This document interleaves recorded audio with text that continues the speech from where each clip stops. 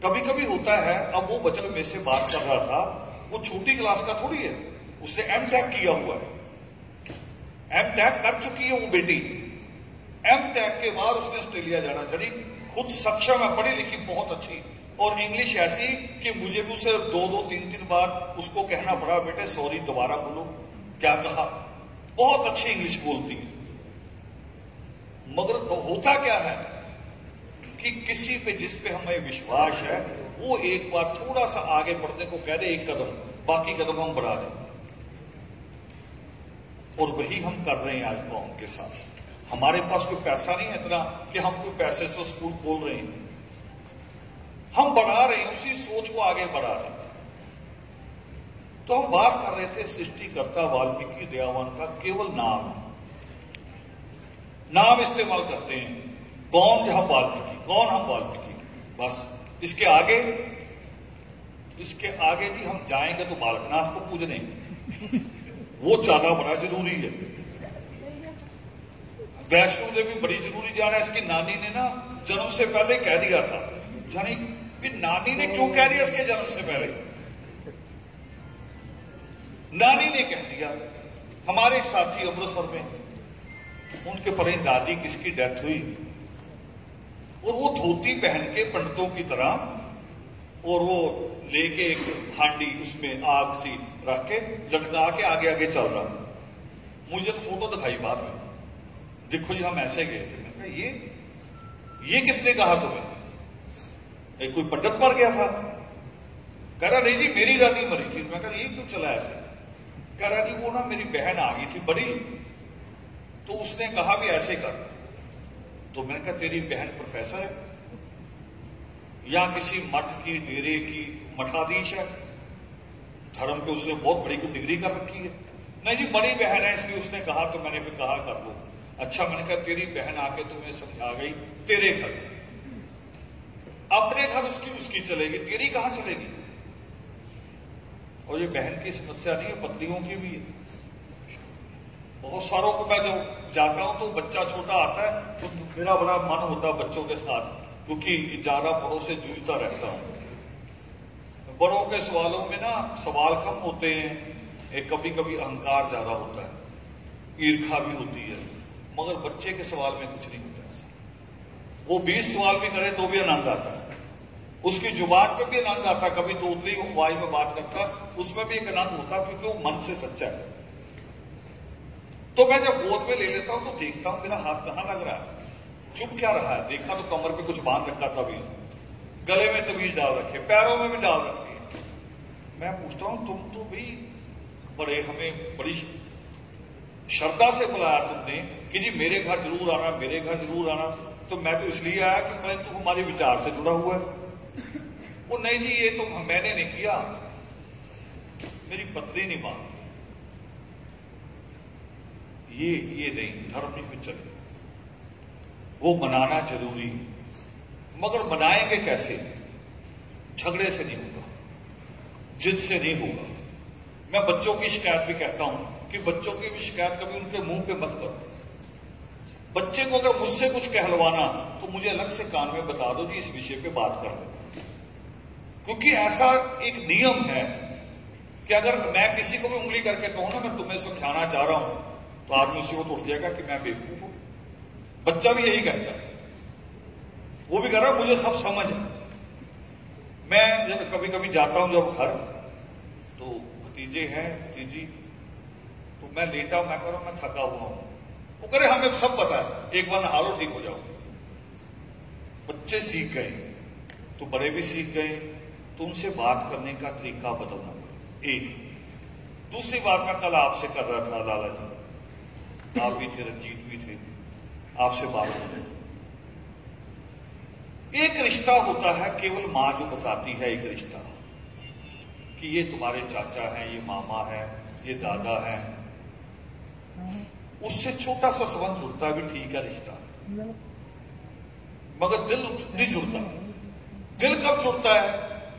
जब मां ये कहने लगती है कि तुम्हारे मामा मुझे स्कूल लेके जाया करते थे, तुम्हारे मामा जब मुझे कह रहे थे, तुम कहा मेरी पढ़ाई रोक दी गई, तब तुम्हारे मामा ने लड़के मेरे साथ खड़ा था और मुझे कॉलेज में एडमिशन कराई, तो बच्चा क्या कहेगा? बच्चे के मन में और आ जाएगा कि अच्छा, आज जो मेरी मां है वो मेरे मामा की वजह से, तो रिश्ता गहरा हो जाएगा। छोटी छोटी कहानी ही है। तो सृष्टिकर्ता वाल्मीकि दयावान के बारे में हमें किसी ने कहा ही नहीं। इतना ही कहा कि वाल्मीकि शक्ति अमर है, लंगर चालू है, बस इतना ही। मुझे एक जगह बुला लिया, आश्रम है, बहुत बढ़िया आश्रम है, लाहौर में पैदा हुए थे बाबा खाक शाह, आज से 250-300 साल पहले की बात। मगर लाहौर में पैदा होने के बावजूद उन्होंने लाहौर छोड़ दिया, पंजाब छोड़ दिया, वो यूपी गए। पहले लखनऊ से 80 किलोमीटर पहले उन्होंने आश्रम स्थापित किया, वाल्मीकि आश्रम। और उस आश्रम की खूबसूरती मैं देख के आया हूं, कुदरती चीज वहां की। पूरी यूपी में चंदन नहीं लगता, चंदन बिहार में लगता चंदन का पेड़, मगर उस आश्रम के अंदर चंदन का पेड़ लगता है और बढ़ता है। बाहर लगा लो नहीं बढ़ेगा। बहुत लोगों ने प्रयास किया, बाहर लगाया नहीं बढ़ा, मगर वहां बढ़ता है। मैं उस आश्रम में गया तो मुझे एक दिन फोन आ गया, बैठे बैठे कह रहे जी वो मेला होता है और अब की बार आपने आना। मैं कहा मैं तो जब भी निकलता हूं आता हूं, मेले में कोई जरूरी थोड़ी है।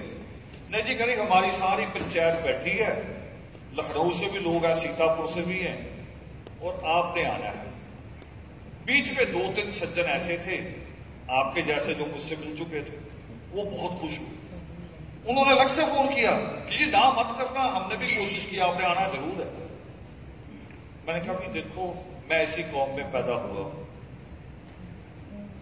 आप तो ऐसे ही खुश हो गए, मेरी कौम जज्बाती है सारी। कल भी मैं कह रहा था जज्बाती है। जज्बाती होना, ईमानदार होना तो होता 100%। जज्बाती वही हो सकता है जो 100% ईमानदार है, मगर जज्बाती जो होता है उसकी ये गारंटी नहीं है कि इसके पास समझ भी हो, ये गारंटी नहीं। तो मैंने उनको कहा भी, वो माने नहीं जी आपने आना ही है। मैं कहा ठीक है जी आ जाओ। तो जैसे हम लखनऊ से चले उस आश्रम की तरफ, तो मैंने रास्ते में अपने साथियों से कहा, मैंने कहा देखना होगा क्या। मैं कहा ये मैं कोई ये नहीं कि मुझे भविष्य नजर आता है, मुझे कौम नजर आती है, इसकी आदतें पता है। मैंने कहा वहां ये होगा, जैसे हम जाएंगे वो बड़ा स्वागत करेंगे, बड़ा इज्जत मान करेंगे, बिठा देंगे, फिर स्टेज पे जाएंगे, और स्टेज पे मैंने कहा मैं लाइनें बता रहा हूं, यही लाइनें बोली जाएंगी वहां। वो कहेंगे कि रावण जी आए हैं पंजाब से, बहुत प्रचारक है, बड़ी और कुछ भी कह सकते हैं, और अब ये आपको यहां प्रवचन करेंगे। मगर इसी के साथ अगली लाइन भी बोलेंगे कि उधर भंडारा भी तैयार है, जिसने भंडारा नहीं खाया वो वहां भंडारा खा सकता है। करे जी ऐसे कैसे? मैंने कहा बस एक बात की गारंटी रखना, मेरी बात खोलना मत, किसी को बताना मत, ध्यान से देखना होगा ये। सेम वही हुआ, नाम भी मेरा अनाउंस कर दिया बड़ी इज्जत के साथ ही भंडारा अनाउंस कर दिया। अब बताओ भी कौन कहां जाएगी? आप ही आइडिया लगाओ। मेरी बातें सुनेंगी, सख्त सख्त बातें, कि भंडारा खाएंगे, नरम नरम पूरी खाएंगे, वो सारे उधर को चलेंगे। मैंने अपने साथियों से कहा, मैंने कहा मैं क्या कहा, ये तो तैयार करना पड़ता है, दिमागी तैयार करना पड़ता है, फिर चाहे सारा दिन भूखे बिठा लो। हमने जब दिल्ली में धरना दिया अभी फरवरी में, शाम को 6 बजे धरना समाप्त किया, खाना उसी वक्त दिया, किसी ने नहीं कुछ कहा, सब लोग बैठे थे, क्योंकि वो दिमागी तैयार थे, वो लड़ने मरने के लिए भी तैयार थे। हम दिमागी तैयार नहीं। और जिस दिन परमात्मा वाल्मीकि दयावान को पढ़ना शुरू करेंगे, जिस दिन उनकी लिखी बातों को पढ़ना शुरू करेंगे, जिस दिन उन्होंने जो कृपा की है उसको पढ़ना शुरू करेंगे, उस दिन ये दिमाग खुल जाएगा और दुनिया की नंबर 1 कौम होगी वाल्मीकि समाज। ये विश्वास है मुझे, जितनी बार मैंने योग से पढ़ा है। अगर उसको आप पढ़ गए आप नंबर 1 होंगे दुनिया में, क्योंकि योग शिष्ट में जो है वो दुनिया के बाकी ग्रंथों में मिलेगा, मगर योग शिष्ट में जो नहीं है वो कहीं नहीं मिलता। अब क्या है योग शिष्ट में? योग शिष्ट की बात छोड़कर रामायण ही बता देता हूं, जिसकी बात आप रोज करते हैं, मगर जो मैं कहने जा रहा हूं ये नहीं सुना आपने कभी। 2 कहानियां बतानी मैंने रामायण की। पहली की रामायण शुरू क्यों हुई, कहां से बनी, क्यों लिखी गई, ये भी एक सवाल रहता है। आजकल तो फेसबुक पे ऐसे सवाल चलते ही रहते हैं, और सिर्फ वाल्मीकि परमात्मा के बारे में चलते हैं, बाकी किसी के बारे में नहीं। रामायण क्यों लिखी? कभी ये लिख देंगे हमारे लिए क्या किया, यार हमारे लिए क्या किया, ये सवाल कभी सिख ने किया नहीं गुरु नानक देव जी से। गुरु नानक देव जी ने कोई किसानों का मोर्चा लगाया कि नहीं लगाया, किया कभी सवाल? गुरु नानक देव दुनिया घूमते रहे, मक्का भी आए, हरिद्वार भी गए, मगर कोई सिख ये सवाल नहीं कर सकता कि गुरु नानक देव जी ने सिखों के लिए क्या किया, क्योंकि उस वक्त तक सिख थे नहीं। सिख तो बने गुरु गोबिंद सिंह के, उससे 300 साल बाद, मगर सिख सवाल नहीं करता। क्यों?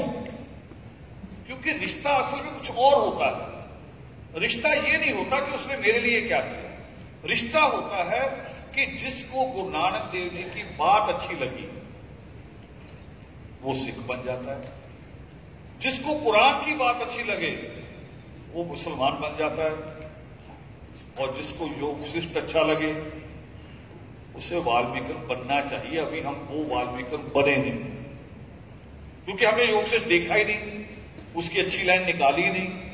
तो रामायण पे खाली पहले बात कर रहा हूं कि रामायण क्या है, कहां से शुरुआत होती है, और वो गुण आप में भी है। अभी रिश्ता जोड़ रहा हूं आपका, कुदरती रिश्ता, खून वाला नहीं, कुदरती रिश्ता जोड़ रहा हूं। विष्णु निकले एक रात शिकार खेलने, और शिकारी का असल में मानसिकता क्या होती है, सोच क्या होती है किसी भी शिकारी की? शिकारी ही नहीं, जो बच्चे वो खेलते हैं कंचे, बंटे खेलते हैं, पंजाब में बंटे कहते हैं, वो उनका भी क्या होता है, एक और खेलते लोगों गोटियां, क्या होता है उसमें नियम क्या है, फिर निशाना सही लगना चाहिए बस। नहीं तो कंचे की कीमत कितनी है, बंटे की कीमत कितनी है, 5 पैसे 10 पैसे। अब 5-10 पैसे की लड़ाई थोड़ी है, लड़ाई यहां के अहम की है कि मेरा निशाना सही। शिकारी भी यही होता है, शिकारी को यह नहीं होता कि शेर ही मिलेगा, उसको तो जो भी मिल जाए। दशरथ का तीर कहां चला था, दशरथ का तीर कहां चला था, वहां तो ना शेर था ना हिरन था, वहां तो उसका अपना भांजा था श्रवण, सीधा तीर दिल के आर पार हो गया। तो विष्णु भी जब निकले शिकार खेलने, और दूर दूर तक जब कोई शिकार नहीं मिला, लौट रहे थे निराश होकर। हम भी जाते वाल्मीकि नगर जो नेपाल बॉर्डर पे है, आप जिक्र कर रहे थे अभी, रास्ते में कहानी छेड़ी थी भी सीता गई कहां, तो वहां वो जंगल में है, अंदर 10 किलोमीटर ऐसे जाना पड़ता जंगल में, नदियां भी, कोई पुल नहीं, गाड़ियां उसके अंदर से निकालनी पड़ती। तो हम भी बड़ा जब जाते बड़ी नजर गड़ा के रखते हैं, कुछ दिखे कुछ दिखे, क्योंकि जहां से आदमी निकलता वहां जानवर आता ही नहीं। तो लास्ट में विष्णु को क्रौंच पक्षी दिखाई दिया, वो भी उनकी आपस में जो गुटरगू कर रहे थे वो आवाज कान में पड़ी भी है कुछ है। और क्रौंच पक्षियों के बारे में आज भी यही नियम है, वे चांद की रात में बहुत खुश होते हैं, इकट्ठे बैठते हैं, जोड़ा आपस में जो भी उनकी अपनी भाषा में जो भी उनकी फीलिंग्स है वो करते हैं। अब शिकारी को तो इससे मतलब थोड़ी है कि जोड़ा है, कौन किसके साथ है। विष्णु ने अपना तीर सीधा किया, चलाया, क्रौंच को लगा, तड़पते हुए नीचे गिरा, प्राण निकल गए। मगर जो उसका साथी बचा वो तड़पने लगा, रोने लगा, जोर जोर से चीखने लगा। तो हम में से भी बहुत सारे लोग होंगे यहां जिनको कभी कभी बाबा ने कहा होगा कि घर में सुख शांति आ जाएगी, बकरा काट, मुर्गा चढ़ा दो। तो जब हम काटते हैं ना बकरा, मुर्गा, सुअर, कुछ भी काटे, तो वो जितना मर्जी चीखे हमें वो अच्छा ही लगता है। हम करें नहीं नहीं बलि दे रहे हैं, खुश हो रहा है ये भी, शायद हमें उसकी चीख सुनती नहीं। विष्णु को भी लगा उसकी चीख नहीं सुनी, मगर जब उसकी चीख, उसकी करुणा, उसकी पुकार बढ़ी तो परमात्मा सृष्टिकर्ता वाल्मीकि दयावान प्रकट हुए और मरे हुए क्रौंच को हाथ में लेके विष्णु से जो कहा पहला श्लोक, संसार का पहला श्लोक। आप में से जिनकी पढ़ाई भारत में हुई हो तो उन्होंने एक कवि का नाम पढ़ा होगा, हिंदी की किताबों में एक कवि का नाम आता है, सुमित्रा नंदन पंत, हिंदी की कविताओं में। उन्होंने लिखा इस घटना के ऊपर, पूरी कविता लिखी, उसकी 2 लाइनें कह रहा हूं। उन्होंने लिखा कि वियोगी होगा पहला कवि, आह से उपजा होगा गान। आह मीन्स पीड़ा। वियोगी होगा पहला कवि, आह से उपजा होगा गान, उमड़ कर आंखों से चुपचाप बही होगी कविता जा। कि जब दुनिया की पहली कविता लिखी गई होगी, पहला श्लोक कहा गया होगा, तो वो कवि जरूर उसके सामने कोई वियोग की घटना हुई होगी। और घटना क्या थी? क्रोध के वियोग की। और सृष्टिकर्ता वाल्मीकि दयावान ने जो पहला श्लोक वहां बोला, मां निषाद प्रतिष्ठाम तवम गमा शाश्वती समा यत क्रोच मिथुना दे कामवती काम मुक्त। उसका अर्थ था, देखो दुनिया के भजन पढ़ोगे अगर आप, दुनिया के भजन वो क्या कहते हैं कि प्रेम पाप है। कहानी आती ना आदम और हवा की, कि उस खुदा ने आदम और हवा को बनाया, यहां भेजा और कहा कि ये फल मत खाना। मेरा बचपन से सवाल था दिमाग में कि जो फल नहीं खाना उसको लगाया क्यों? ये गलती तो खुदा की है, गलती तो ईश्वर की है। हमारे घर में तार का जोड़ नंगा हो और हम बच्चे को कहें कि इसे छू मत लेना, तो बेवकूफी हमारी अगर हम उसको नंगा छोड़ दें। सुबह ही मिस्त्री बुलाओ उसको, वो भी से ठीक कर, बच्चे घूमते हैं। वो फल रखा ही क्यों? करे वो फल खाने से प्रेम पैदा हो गया और फिर करे ईश्वर ने कहा कि ये तो पाप हो गया। प्रेम पाप नहीं होता। और ये बात सृष्टिकर्ता वाल्मीकि दयावान है। वो करे प्रेम को भंग करना पाप। उनके पहले श्लोक का अर्थ ये है कि तुमने इनको जो जुदाई का दुख दिया, तुम्हें भी अगले जन्म में यही दुख भोगना पड़ेगा, इसी पीड़ा में से तुम्हें भी निकलना पड़ेगा।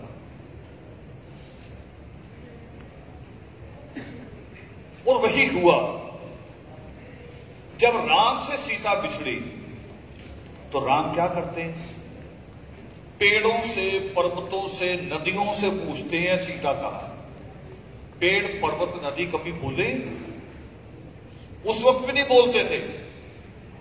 झूठी कहानियों में मत आ जाना, बोलते नहीं थे, मगर बुलवाने की कोशिश हम आज भी करते हैं। चाबी रख के हम भूल जाए ना, चाबी, इस जेब को देखेंगे, इस जेब को देखेंगे, अलमारी देखेंगे, फिर बड़बड़ाने लगेंगे खुद ही कि यही रखी थी, बोलती नहीं। ये चाबी थोड़ी बोलेगी, छोटी सी चीज। और जिसका सब्स्टिट्यूट भी होगा, चाबी का दूसरा भी एक कहीं ना कहीं रखी हुई होगी लग भी। और साथी का बिछड़ना कितना दुखदायी, साथी का बिछड़ना तो बहुत दुखदायी।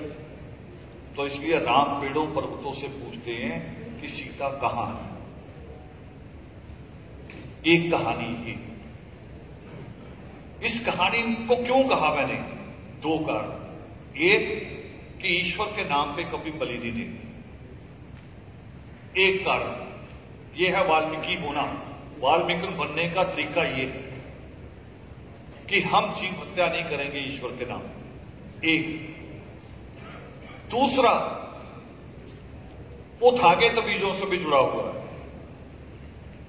ज्यादा लोग धागा तबीज अपने सुख के लिए नहीं करवाते, कह रहे पड़ोसी को दुख हो कुछ ऐसा करो, ऐसा भी करवाते कि पड़ोसी की रोटी खा रहा है, जबकि हमारी और पड़ोसी की रोटी में ज्यादा फर्क नहीं होता। एक बस्ती एक जैसी होती सब लोगों की, उसमें एक जैसे लोग रहते हैं। ज्यादा फर्क होगा, आधी रोटी का फर्क हो सकता है शायद, मगर हम कहते हैं कि पड़ोसी रोटी क्यों खा रहा, धागा तबीज लेने जाते। और मैं इसको देखता हूं जो सृष्टि करता वाल्मीकि दयावान कहते हैं उस रूप में। मैंने निंदा की बात भी कही कि निंदा बड़ा मजा देती है। अगर पड़ोसियों के घर में कोई ऐसी बहू आ जाए जो रोज खाना बनाते बनाते जला दे मसाला, तो जब मसाला जलता है तो हमारे घर तक भी आता ना, कई बार हम भी छींकते हैं और फिर बड़ा बुरा कहते हैं, पता नहीं कैसी बहू आ गई, इसको कुछ सिखाया नहीं, रोज मसाला जला देती है। मगर ऐसी बहुएं भी आती हैं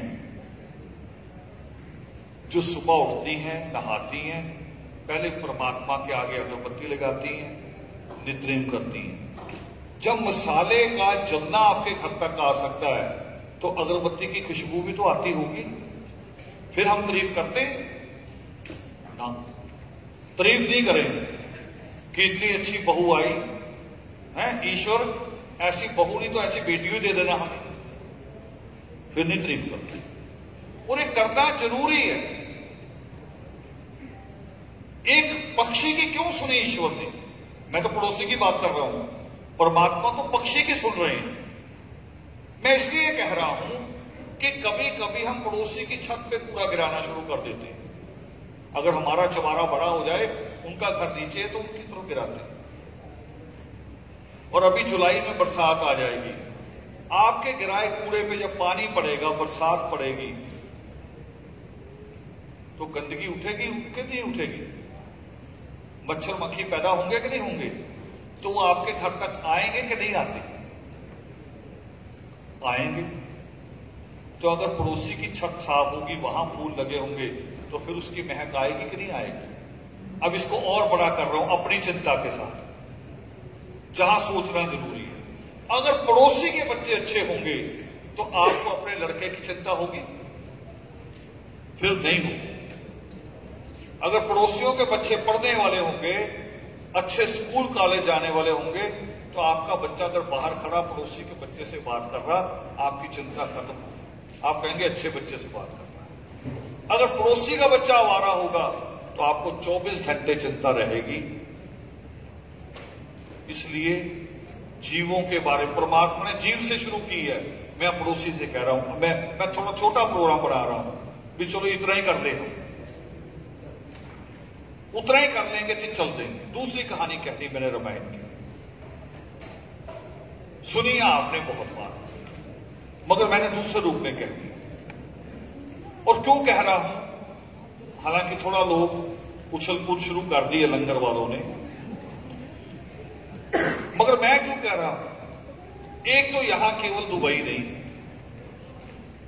ये भारत का कोना कोना यहां बैठा है। एक दूसरा, ये जो चल रहा आज हमारे पास टेक्नोलॉजी है, ये बात भारत के कोने कोने में, मैंने इसलिए हिंदी में बात शुरू की क्योंकि आप तो समझ लेंगे पंजाब वाले हिंदी फिल्म देखने जाते हैं धर्मेंद्र की, है ना, मगर वो जो यूपी में बैठा सुन रहा है, बिहार में बैठा सुन रहा है, मध्य प्रदेश वाला, वो पंजाबी शायद ना समझ पाता। तो मैंने इसलिए हिंदी में शुरुआत की। दूसरी कहानी है वाल्मीकि रामायण में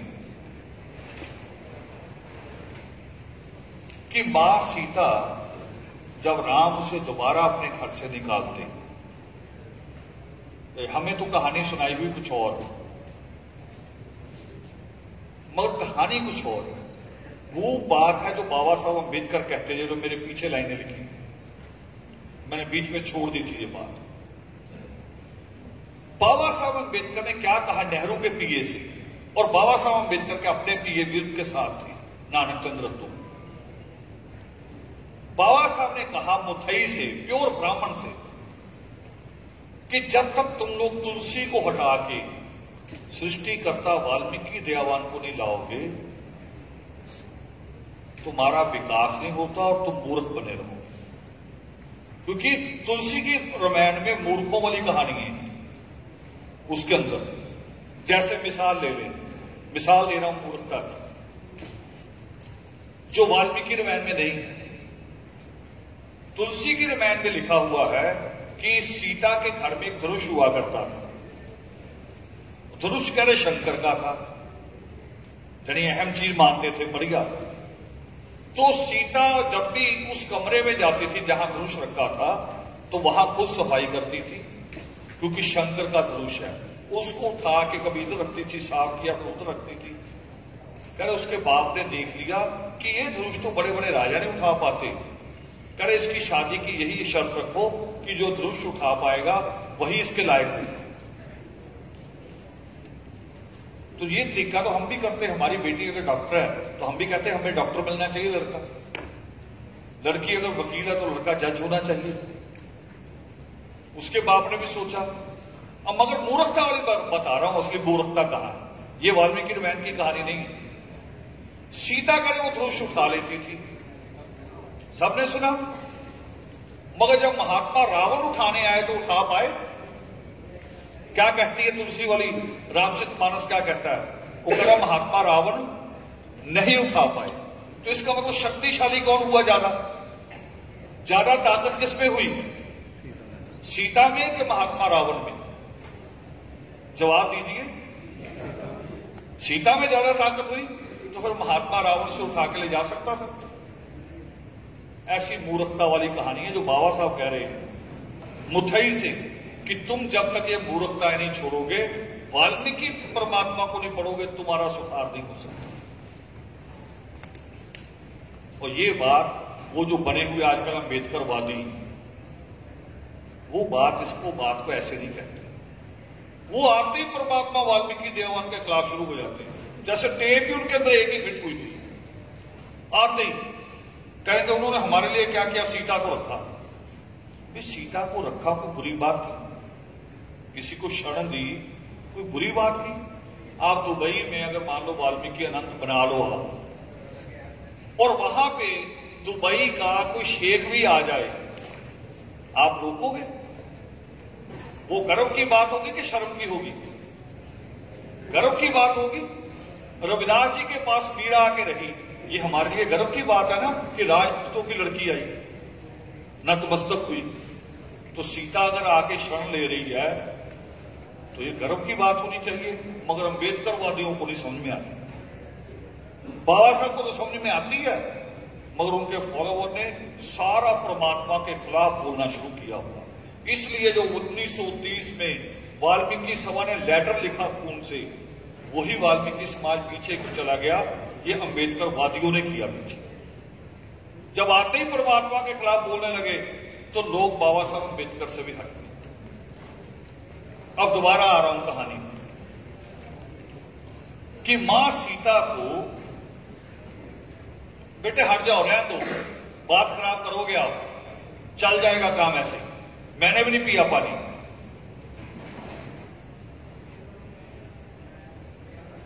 मां सीता को उसकी सखियों ने पूछा महात्मा रावण के बारे में, कि हमने कहानियां सुनी है कि दुनिया का सबसे बड़ा योद्धा था। हमने कहानियां सुनी है संगीत के 3 होती है स्थिति, एक मध्यम, एक बिल्कुल नीचे, एक बिल्कुल ऊपर। 3 ग्राम उसको कहते हैं। और लोग 1 ग्राम में गाते हैं। जब भी गाना शुरू करते, कहीं से भी करें, चाहे नीचे से करें चाहे ऊपर से, उसी में गाते, उसी में बजाते हैं। कोई कोई कलाकार है जो 2 ग्राम में करता है। मगर वो करे हमने महात्मा रावण के बारे में सुना, भी एक समय में 3 ग्राम में गा लेते थे और वीणा खुद बजाते थे। वीणा सितार से बड़ी होती है, वीणा बजाया करते थे। महात्मा रावण के नाम पे एक साज भी है, राजस्थान के लोग आज भी बजाते हैं, ट्रेनों में बजाते मिलेंगे। एक बांस होता, सीधा बांस, उसको तार लगी होती है, ट्रेनों में मिलेंगे। वैसे बताएंगे नहीं, मगर आप कहो भी 2 रुपए नहीं, 5 नहीं, मैं 50 दे दूंगा, मगर इसका असली नाम बता दें, तो फिर वो आपके कान में कहेंगे इसका असली नाम है रावण हत्ता। तो सीता की सखियों ने पूछा कि जिसमें इतनी खूबियां थी कि योद्धा भी था, संगीतकार भी था, वैज्ञानिक भी था, तुमने करीब से देखा, बताओ वो कैसा। तो कभी कभी होता है, हम जब किसी से पूछते हैं, मैं भी कई बार करता हूं, अगर मेरे पास कॉपी पेंसिल हो तो मैं कॉपी पेंसिल भी समझाना शुरू करता हूं।